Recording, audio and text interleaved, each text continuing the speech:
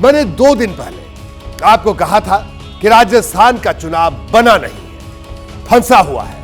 इसका मतलब यह कि नेताओं को तस्वीर साफ नहीं दिख रही थी, लेकिन अब चुनाव बनने लगा है, तस्वीर साफ होने लगी है। मैंने इस पर बीजेपी और कांग्रेस दोनों के नेताओं से बात की। इनमें से कुछ दिल्ली तो कुछ जयपुर के वॉर रूम में इलेक्शन मॉनिटर कर रहे हैं और कुछ ग्राउंड लेवल पर काम भी कर रहे हैं। सब लोगों से बात की। इलेक्शन काउंट किस करवट बैठेगा, इस बारे में पक्के तौर पर तो अब भी कोई नहीं बोल रहा, लेकिन मुझे साफ होने लगा कि इस बार इलेक्शन में महिला सुरक्षा बड़ा फैक्टर दिखाई दे रहा है। इसलिए पहला सवाल यही है कि क्या राजस्थान के इलेक्शन में इस बार महिला सुरक्षा का मुद्दा ही हावी रहने वाला है? ये पहला सवाल। दूसरा सवाल, क्या राजस्थान में इस बार किंग मेकर का किरदार महिलाएं निभाएंगी? तीसरा सवाल, महिला वोटर्स कांग्रेस का समर्थन करेंगी या बीजेपी को सत्ता की चाबी थमाएंगी? यह तीसरा सवाल है, यानी केंद्र में महिला वोटर है। ये तीनों बड़े गंभीर सवाल हैं। इन तीनों पर बात करेंगे, लेकिन अभी बात पहले सवाल की, क्योंकि प्रधानमंत्री नरेंद्र मोदी ने आज बहुत बड़ी बात की। वो राजस्थान के पाली में प्रचार कर रहे थे। इस रैली में उन्होंने महिला सुरक्षा का मुद्दा उठाकर कांग्रेस को कटघरे में खड़ा कर दिया। महिला विरोधी कांग्रेस कभी महिलाओं का कल्याण नहीं कर सकती, कभी महिलाओं की सुरक्षा नहीं कर सकती। कांग्रेस ने राजस्थान को महिलाओं के खिलाफ अपराध में नंबर 1 बना दिया है।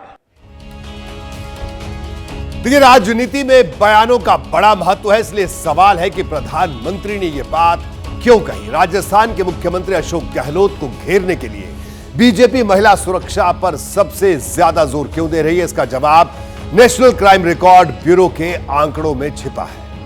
यह आंकड़े क्या है, जरा आप इसको देखिए। 2018 में राजस्थान में रेप के 4335 मामले सामने आए, जबकि मध्य प्रदेश में इनकी संख्या 5433 रही। 2019 में राजस्थान में रेप के 5997 केस रजिस्टर हुए, तो मध्य प्रदेश में यह संख्या 2485 रही।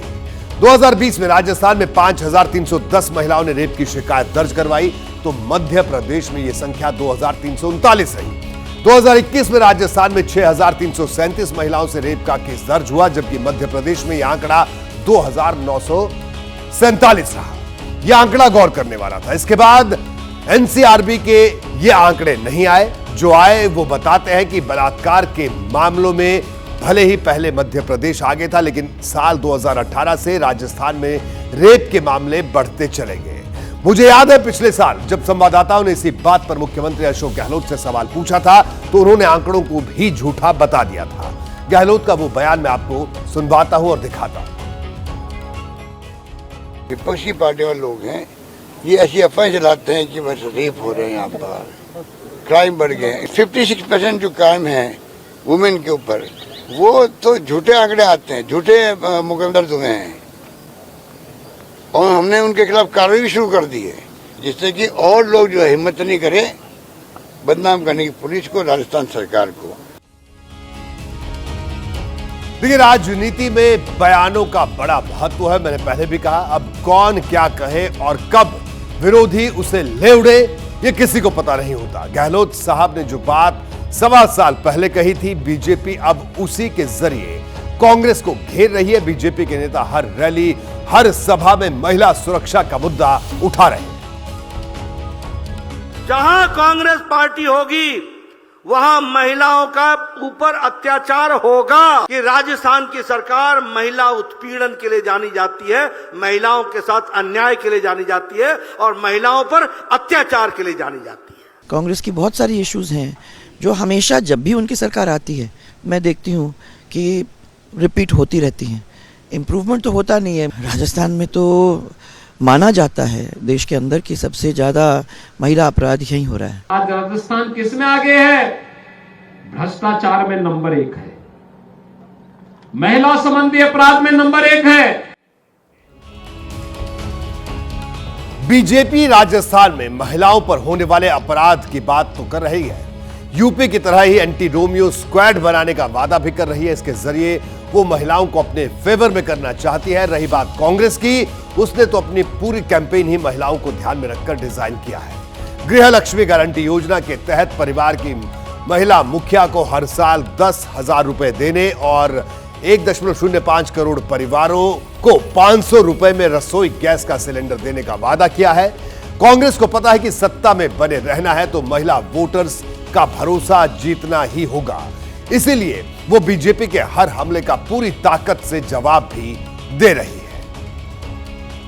भारतीय जनता पार्टी का एक ही चेहरा है, जो कहते हैं ना, बेटी बचाओ बेटी पढ़ाओ नहीं, भारतीय जनता पार्टी के नेताओं से देश की बेटियों को बचाओ। उनकी घिनौनी आंखों से और उनकी घिनौनी फितरतों से देश की बेटियों को बचाओ। राजस्थान के प्रचार में राहुल गांधी के मुकाबले प्रियंका गांधी ज्यादा एक्टिव है। मुझे बताया गया कि कांग्रेस ने यह कदम भी बहुत सोच समझकर उठाया। कांग्रेस नेताओं से जब भी मैंने बात की तो यही लगा कि प्रियंका के जरिए कांग्रेस महिला वोटर्स पर अपनी पकड़ मजबूत करना चाहती है। अब सवाल यह है कि राजस्थान की राजनीति में सबका फोकस अचानक महिला वोटर्स पर ही क्यों हो गया है? जवाब के लिए इन आंकड़ों को गौर से देखिए। इन आंकड़ों में भी बहुत कुछ छिपा है। राजस्थान में 5.25 करोड़ वोटर हैं। इनमें पुरुष वोटर करीब 3.25 करोड़ है, जबकि महिला वोटर्स की संख्या 2 करोड़ 5 लाख है। यानी राजस्थान में संख्या के मामले में महिला वोटर्स पुरुष वोटर से कुछ ही कम भले ही हो, लेकिन वोटिंग में ये पुरुषों से आगे निकल रही है। पिछले 2 विधानसभा चुनाव से राजस्थान का वोटिंग पैटर्न बदल गया है। महिलाओं का वोट परसेंटेज पुरुषों के मुकाबले ज्यादा है। अब आंकड़े देखिए। राजस्थान में साल 2008 में 67.01% पुरुषों और 65.31% महिलाओं ने वोट डाला। मतलब महिलाओं के मुकाबले पुरुषों का वोट प्रतिशत 1.79 ज्यादा रहा। 2013 में 74.67% पुरुषों और 75.44% महिलाओं ने वोट डाला। यानी महिला वोटर्स के वोट पुरुषों के मुकाबले 0.77% ज्यादा रहे।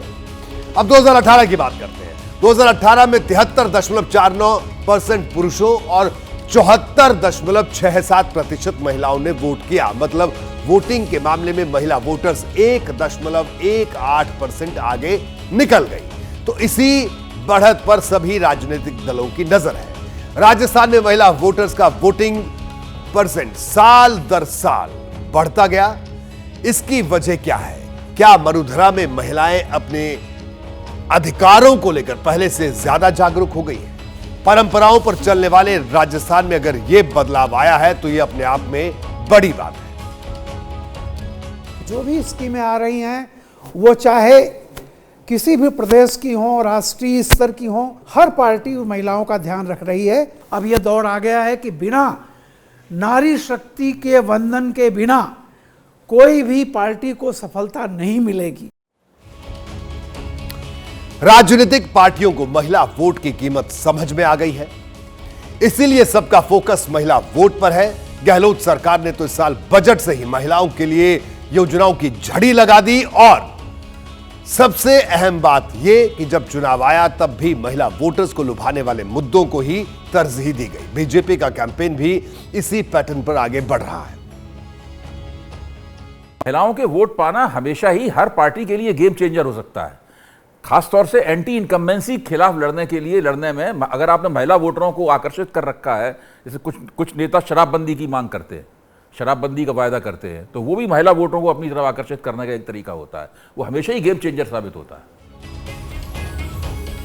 राजस्थान का इलेक्शन भी यही बात कर रहा है कि इस बार सत्ता की चाबी महिला वोटर्स के हाथ में है। मतलब सरकार उसी की बनेगी जिसे महिला वोटर्स का समर्थन मिलेगा और ये कोई पहली बार नहीं हो रहा। इसके उदाहरण कई राज्यों में पहले भी देखे जा चुके हैं। यूपी में 2022 में बीजेपी ने भी महिला वोटर्स के दम पर जीत रिपीट की। महिलाओं ने योगी आदित्यनाथ की सरकार को महिला सुरक्षा के मुद्दे पर जमकर वोट किया। बंगाल में ममता बनर्जी भी 2021 में तीसरी बार सत्ता में रिपीट हुई। उनकी जीत में भी उनकी महिलाओं के लिए चलाई जा रही योजनाओं का बड़ा योगदान रहा। 2020 में महिलाओं के वोट से ही दिल्ली में आम आदमी पार्टी ने बंपर जीत हासिल की। रिपीट हुई। दिल्ली में फ्री बिजली, पानी और स्कूल फीस पर लगाम वाली पॉलिसी को महिला वोटर्स ने काफी पसंद किया।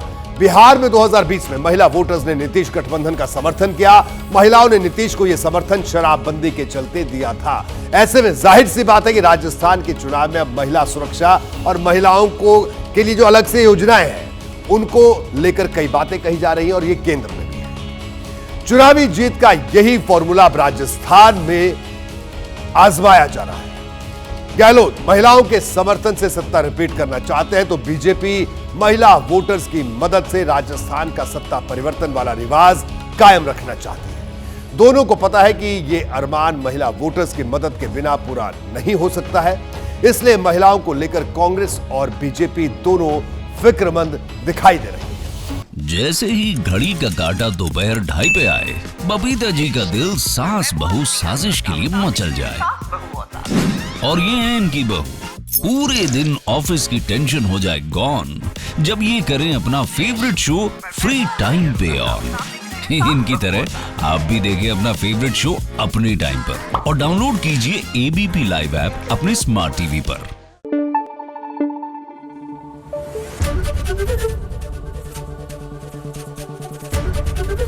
एबीपी न्यूज आपको रखे आगे।